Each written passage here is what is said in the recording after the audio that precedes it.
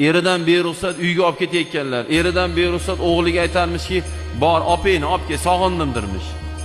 Nimaga o'zi eriga berding bo'lmasa? Uyingda olib o'tirar bo'lmasa. Shunday ukasi kelib, kuyov tomon aytadi. Shunday kelarga, "Opa chiqing" dergan, chiqargan uyga olib ketaverar ekan. Turaverar ekan, ustunga o'xshab. Hech kim emas ekan uchun. G'ururi bor erkak bor, sekund yo'qotib yuboradi tag-tugi bilan. Tag-tugi bilan yo'qotib yuboradi. Boshingga salla qilib o'tir deydi buvisiga. Aralashaverar ekan.